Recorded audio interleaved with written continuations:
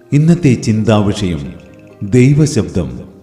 അന്ന് ഞാൻ ചെയ്തിട്ടുള്ള സകലവും അദ്ദേഹം എന്നോട് പറഞ്ഞു എന്ന ശമരിയക്കാരിയുടെ സാക്ഷ്യം മൂലം ആ പട്ടണത്തിലെ പലരും യേശുവിൽ വിശ്വസിച്ചു.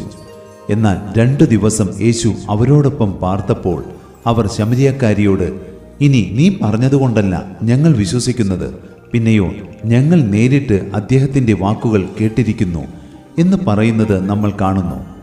സ്നേഹിത, ഇതുപോലെ നേരിട്ട് ക്രിസ്തുവിൻ്റെ വാക്കുകൾ കേൾക്കുവാൻ നമുക്ക് സാധിക്കുകയാണെങ്കിൽ, ഇത്തരമൊരു ആത്മീയ തലത്തിലേക്ക് ഉയരുവാൻ നമുക്ക് കഴിയുകയാണെങ്കിൽ, പിന്നെ നമുക്കിടയിൽ വിഭാഗീയതകളില്ല. അവ എൻ്റെ ശബ്ദം കേൾക്കും, ഒരു ആട്ടിൻകൂട്ടവും ഒരു ഇടയനുമാകും എന്ന വചനം ആത്മീയ ലോകത്തിൽ ഒരു യാഥാർത്ഥ്യമായി തീരുകയും ചെയ്യും.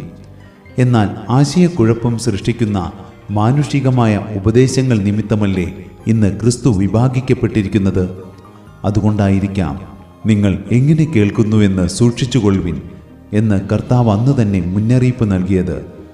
ആകയാൽ നിങ്ങൾ വിശ്വസിച്ചുകൊണ്ട് പ്രാർത്ഥനയിൽ എന്തു യാചിച്ചാലും നിങ്ങൾക്ക് ലഭിക്കും.